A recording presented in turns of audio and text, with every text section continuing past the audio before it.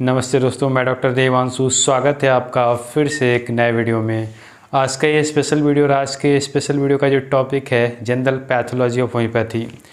Practical point of view से देखा जाए तो काफ़ी इंपॉर्टेंट टॉपिक है, बट थोड़ा सा ब्रॉड है। बट इस वीडियो के माध्यम से इस पूरे चैप्टर को कंपाइल करेंगे और ये जानने की कोशिश करेंगे कि इतने बड़े ऐसे चैप्टर में स्टुअर्ट क्लोज एक्चुअल में समझाना क्या चाहते हैं, क्या बताना चाहते हैं इस चैप्टर के माध्यम से। तो वीडियो हमेशा की तरह काफ़ी खास है और ये वीडियो आपको काफ़ी लंबे समय के बाद मिलेगा।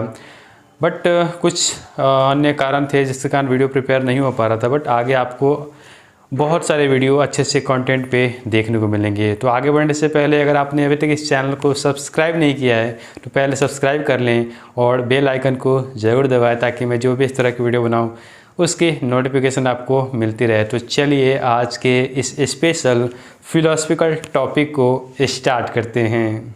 जब भी आप इस चैप्टर को रेफ़र करेंगे तो यहाँ डिफरेंट हेडिंग के माध्यम से स्टुअर्ट क्लोज ने इस चैप्टर को एक्सप्लेन किया है, जिसमें सबसे पहला ही हेडिंग है थ्योरी ऑफ क्रोनिक डिजीज़। अब थ्योरी ऑफ क्रोनिक डिजीज़ पे जाने से पहले हम ये समझते हैं कि पैथोलॉजी है क्या, क्योंकि इस चैप्टर का नाम ये है जनरल पैथोलॉजी ऑफ होम्योपैथी, यानी कि जनरल पैथोलॉजी किसका? होम्योपैथी का। तो सबसे पहले पैथोलॉजी को समझते हैं, उसके बाद जनरल पैथोलॉजी की बातों पे आते हैं।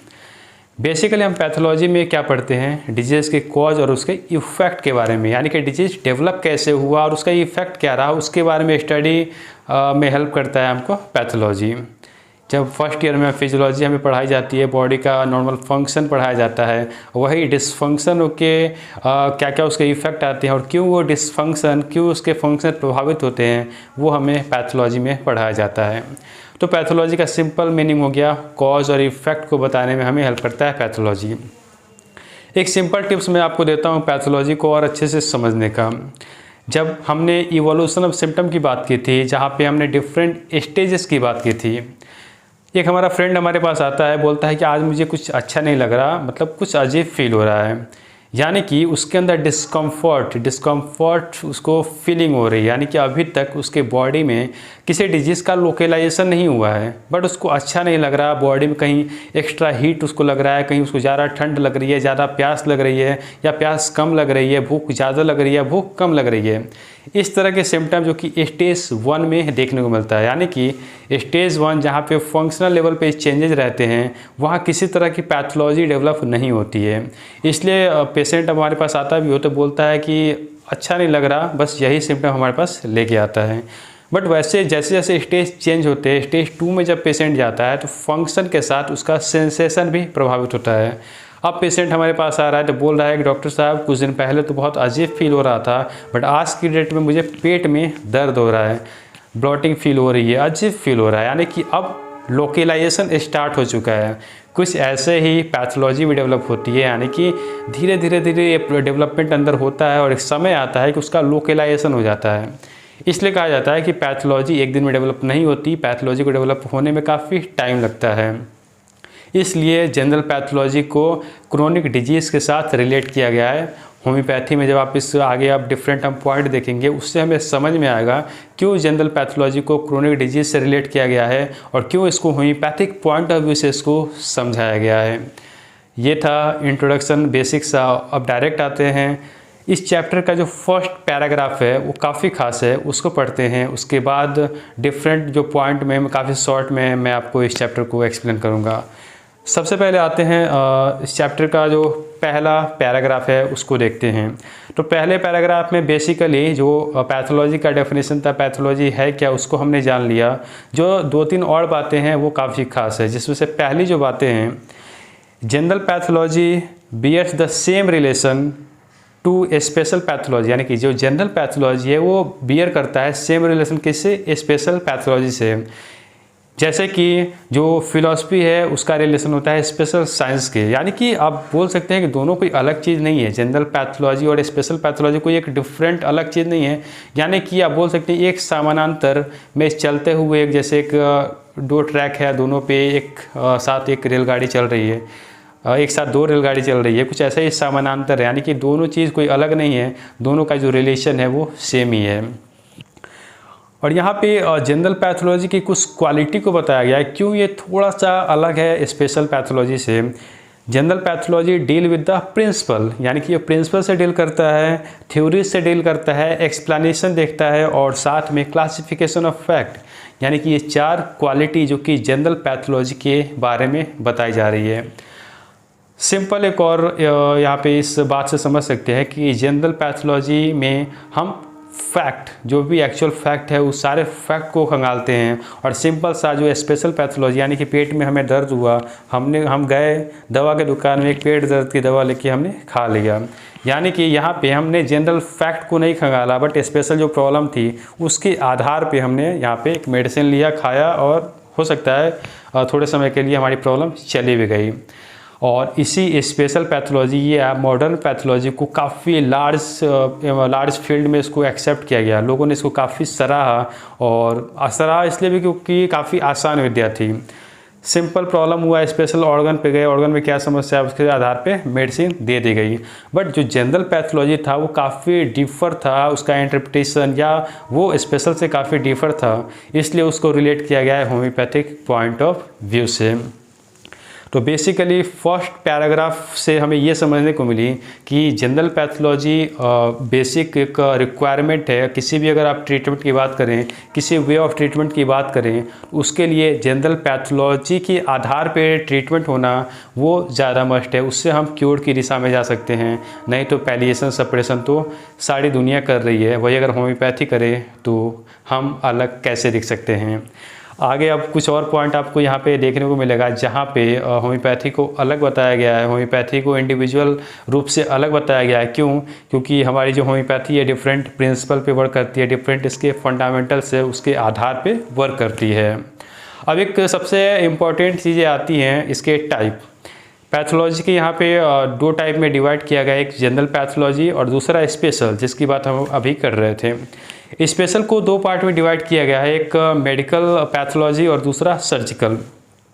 मेडिकल यानी कि जो भी इंटरनल मॉर्बिड चेंज हुआ है उसके आधार पे अपना ट्रीटमेंट करना। सर्जिकल पैथोलॉजी यानी कि जो सर्जरी, जो भी एक्सटर्नल चीज़ें दिख रही हैं उसको कट करके उसको हटा देना, यानी कि जो भी मॉडर्न साइंस है, जो भी एलोपैथिक साइंस है, वो स्पेशल पैथोलॉजी पे ज़्यादा वर्क करती है। इंटरनल को भी कोई भी मॉर्बिड कंडीशन डेवलप होता है तो उसके आधार पे वो ट्रीटमेंट वहाँ पे देते हैं, ऑर्गन स्पेसिफिक या उसको बोल सकते हैं नोसोलॉजिकल क्लासिफिकेशन के आधार पे दवा दे देते हैं। या उससे ऊपर अगर जाता है पैथोलॉजिकल, ज़्यादा एडवांस कंडीशन में जाता है तो उसको सर्जरी के माध्यम से काट के उसको हटा दिया करते हैं। ये थी टाइप। अब सबसे इम्पोर्टेंट क्वेश्चन जो हमेशा से एक स्टूडेंट के दिमाग में आता है कि पैथोलॉजी और होम्योपैथिक पैथोलॉजी में क्या अंतर है। काफ़ी एक बेसिक सा क्वेश्चन है और इसका आंसर हमें जानना भी चाहिए। बेसिकली जो पैथोलॉजी है उसमें हम कॉज और इफेक्ट को जानते हैं, और मेटेरियलिस्टिक माइंड वाले व्यक्ति कॉज मानते हैं बैक्टीरिया, वायरस या जो भी पैरासाइट जो उनको विजिबल दिखता है, जो दिखता है वो उनके लिए कॉज है।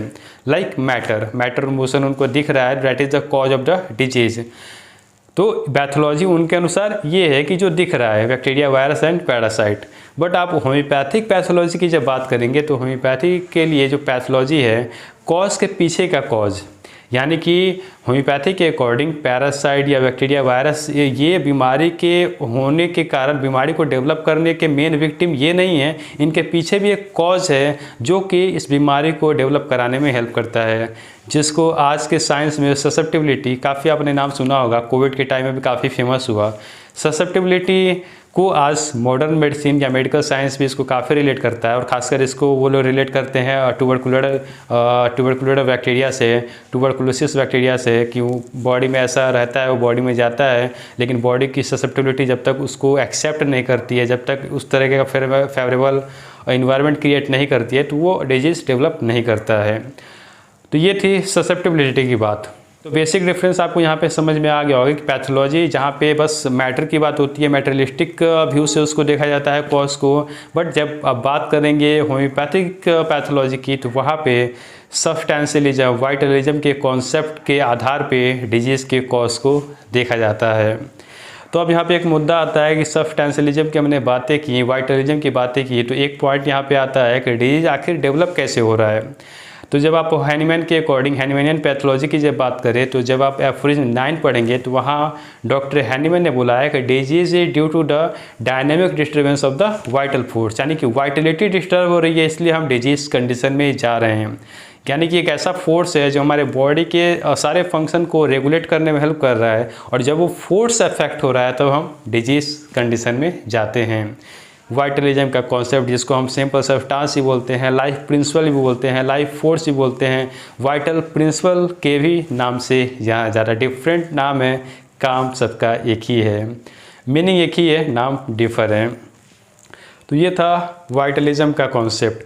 अब बात आती है कि हैनीमैन ने पैथोलॉजी के लिए क्या किया, यानी कि केवल वाइटल फोर्स का कॉन्सेप्ट है कि हैनीमैन ने नहीं छोड़ा, हैनीमैन ने डिफरेंट एडिंग भी की हैं पैथोलॉजी में, और ख़ासकर जो सबसे पहला उनका जो रिसर्च आर्टिकल जो कि 1831 में पब्लिश हुआ कॉलरा के नाम पे। कॉलरा में उन्होंने डॉक्टर हैनीमैन ने बोला कि एक माइक्रो ऑर्गेनिज्म है, कोई ऐसे जीवाणु है जो कि इस डिजीज़ को डेवलप कराने में हेल्प कर रहे हैं, आप सैनिटेशन का प्रोग्राम कीजिए, साफ़ सफाई कीजिए, ये स्प्रेड होने से बच जाएगा। तो माइक्रो ऑर्गेनिज्म का कॉन्सेप्ट डॉक्टर हैनीमैन ने 1831 में ही दे दिया था, और यहाँ तक कि ये भी बोल दिया था कि ये जितने माइक्रो ऑर्गेनिज्म है, जो भी सूक्ष्म जीवाणु हैं, ये बहुत सारी डिजीज़ को डेवलप कराने में इनका जो बड़ा हाथ है।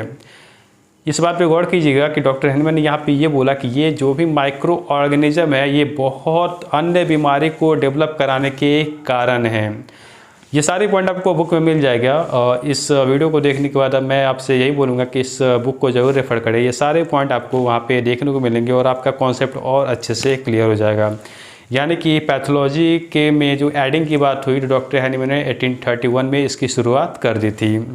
जब बात आई क्रोनिक डिजीज़ के डेवलपिंग कॉज की, तो क्रोनिक डिजीज़ के डेवलप होने के कॉज को भी काफ़ी डॉक्टर हैनीमैन ने समराइज़ किया, क्योंकि वो अथाह इतने सारे डेटा थे, उस डेटा में से उन्होंने कंपाइल करके कुछ वहाँ पे पॉइंट बोला, कुछ वहाँ पे टाइप बोला जिसके कारण क्रोनिक डिजीज डेवलप हो रहा है।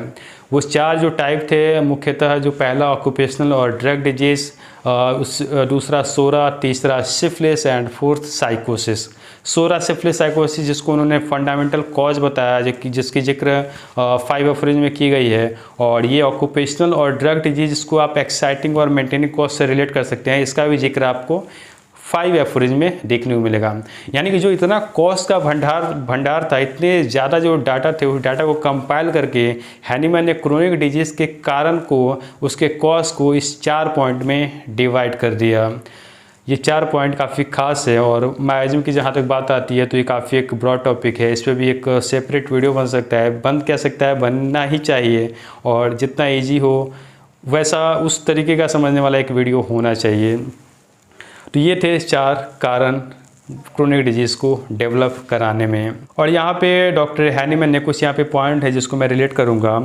Taking the entire mass of morbid phenomena, यानी कि जो भी मॉर्बिड कंडीशन थे, डिजीज़ थे, he first eliminate all of the numerous symptoms and so called disease which merely local. Doctor Hahnemann ने कुछ डिजीज़ कंडीशन को यहाँ पे एलिमिनेट भी किया है, वैसे डिजीज़ कंडीशन जो कि लोकल या टेम्पोररी एंड फंक्शनल थे, and in person otherwise healthy, यानी कि पर्सन स्वस्थ है और अचानक कुछ कारण से वो बीमार हो जा रहा है, डिजीज़ कंडीशन में आ जा रहा है, वैसे मॉर्बिड फेनोमेना को, वैसे डिजीज़ कंडीशन को डॉक्टर हैनीमैन ने एलिमिनेट किया है।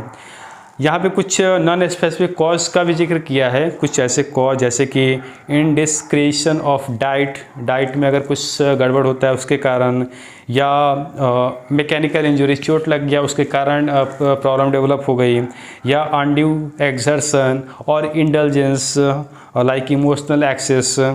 तो इन सारी चीज़ों को डॉक्टर हैनीमैन ने एलिमिनेट किया है, क्योंकि ये सडन एक एक्साइटिंग फैक्टर है, यहाँ पे प्रॉब्लम आती है और चली जाती है। और यहाँ पे ही डॉक्टर हैनीमैन ने इनडिस्पोजिशन का भी जिक्र किया है, जो हम 150 एफोरिज्म में पढ़ते हैं, जो कि स्लाइट अल्टरेशन होता है और हम डाइट में सुधार करते हैं तो वो प्रॉब्लम भी चली जाती है। यानी कि जो भी अन्य जितने ये सारी प्रॉब्लम थी जिनका कोई बेस नहीं था, जो ऐसे डिजीज जो आए और गए, उनके एक्साइटिंग फैक्टर को अगर हम रिमूव कर दे तो वो चले जाते थे, उन सारे डिजीज़ कंडीशन को भी डॉक्टर हैनीमैन ने एलिमिनेट किया और उसको भी एक अलग तरीके से समझाने की यहाँ पे कोशिश की। उसके बाद आपको यहाँ पे जो पॉइंट मिलेगा वहाँ पे गोनोरिया या सिफिलिस के बारे में एक्सप्लेनेशन है, कैसे गोनोरिया डिफरेंट डिजीज़ को डेवलप कराने में हेल्प कर रहा है, या कैसे सिफिलिस का जो बैक्टीरिया है वो डिफरेंट डिजीज़ को फॉर्म करने में डिफरेंट डिजीज़ कंडीशन को मैनिफेस्ट करने में हेल्प कर रहा है। और ये सारा एक्सप्लेनेशन आपको आए के पॉइंट में देखने को मिलेगा।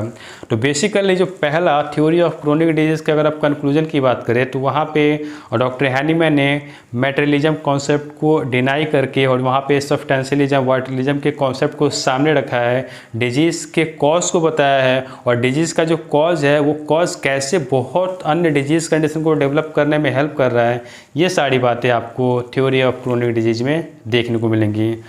तो मुझे लगता है ये वीडियो काफ़ी लंबा हो गया, तो जो बैक्टीरियल जो रिलेशन है, नेक्स्ट जो फर्दर यहाँ पे हेडिंग है उस पे एक सेपरेट वीडियो में ही बातें करेंगे तो ज़्यादा बेटर रहेगा। तो इस वीडियो को यही रोकते हैं, और ये वीडियो कैसा लगा कमेंट करके ज़रूर बताइएगा, और अगर पसंद आया तो एक लाइक ज़रूर कीजिएगा, और इस बुक को ज़रूर रेफ़र कीजिएगा। खासकर पहला जो point theory of chronic disease उसको रीड कर लीजिएगा, और इस वीडियो को देखने के बाद तो कॉन्सेप्ट पूरी तरह क्लियर हो जाएगा। तो मिलते हैं एक नए वीडियो में एक नए टॉपिक के साथ, तब तक के लिए बाय। अपना ध्यान रखें, खुश रहें, स्वस्थ रहें और लाइफ में आगे बढ़ते रहें। जय हिंद, जय भारत, जय होम्योपैथ एंड जय हैनीमैन।